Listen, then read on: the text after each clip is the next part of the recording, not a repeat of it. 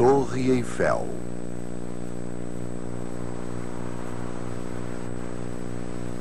Enquanto os americanos saudavam sua mais nova maravilha importada, em Paris, os franceses estavam construindo uma outra que guardariam para eles. O mesmo engenheiro que havia construído a estrutura para a Estátua da Liberdade recebeu a missão de sua vida.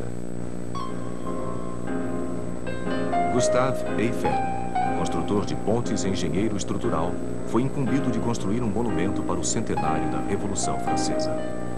Eiffel conhecia tanto história quanto metalurgia.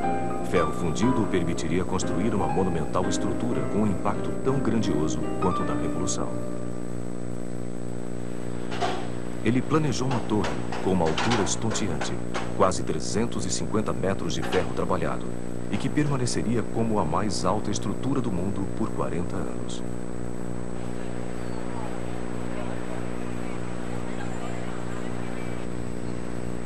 Eiffel usou novas tecnologias de pré-fabricação para fundir 12.000 traves.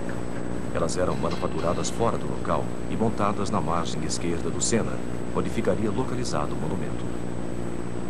2,5 milhões de rebites sustentavam o trabalho em ferro, o que permitia que o vento passasse pela estrutura livremente. Mais perigoso era o enorme número de críticas que praticamente levaram o projeto a ser interrompido. Um proeminente grupo de artistas e intelectuais, incluindo o escritor Guy de Maupassant e o compositor Charles Gounod, assinou uma carta decretando a monstruosidade que se ergueria sobre sua amada Paris.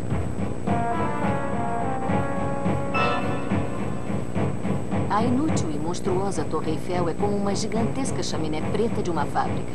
Esmagando com sua enorme massa Notre-Dame. O Louvre, o Arco do Triunfo. Todos os nossos monumentos serão humilhados sob esta mancha negra.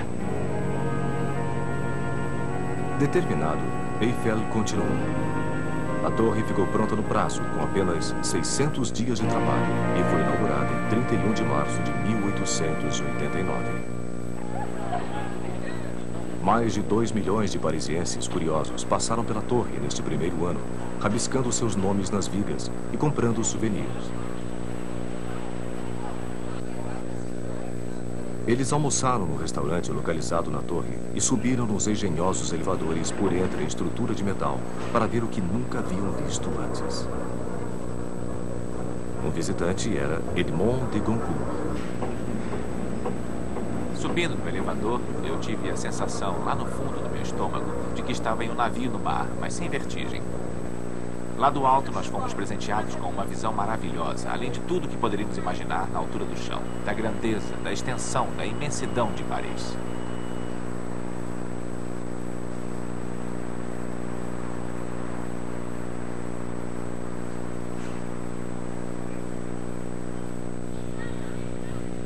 A torre mudou a maneira como os parisienses viam o mundo à sua volta.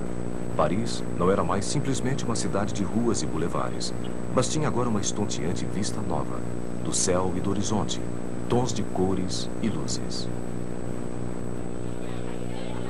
E os artistas de Paris viram a sua antiga vista com novos olhos. Os pintores da cidade, já responsáveis por revolucionar o mundo da arte, tinham agora um monumento digno de sua moderna visão da cidade. De uma certa maneira, Eiffel criou em ferro o que artistas estavam criando em óleo. Georges Seurat usou os mais básicos elementos da pintura, luz e cor, e aplicando-os corretamente, produziu uma impressão maravilhosa de leveza, uma beleza atemporal. Mas da mesma forma, Eiffel esculpiu com alguns componentes essenciais da arquitetura. Vigas e traves foram empregadas para formar uma estrutura que, vista de longe, parece, de alguma maneira, ser leve como o ar. Uma silhueta eterna, sem fim. Mais tarde, uma camada de tinta laranja foi adicionada gradualmente, clareando para um amarelo pálido, para intensificar a impressão de que a torre está flutuando no céu. Mas mesmo depois de terminada, a torre sofreu algumas críticas. Maupassant manteve sua posição crítica. Na verdade, ele disse ter gostado de jantar na torre, porque era o único lugar em Paris onde ele não tinha de olhar para ela.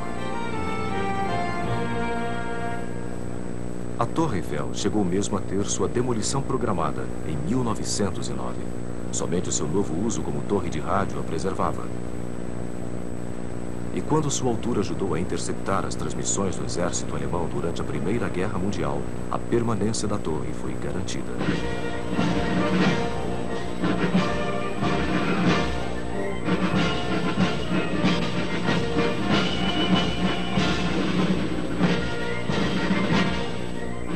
Ironicamente, o que uma vez havia sido um símbolo da revolução, do progresso e da produção em massa, hoje parece ser um tanto quanto antiquado.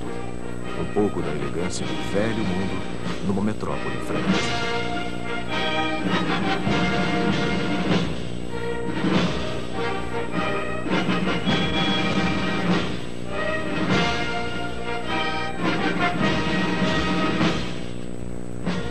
Mas, para sua época, a torre representou um passo ousado.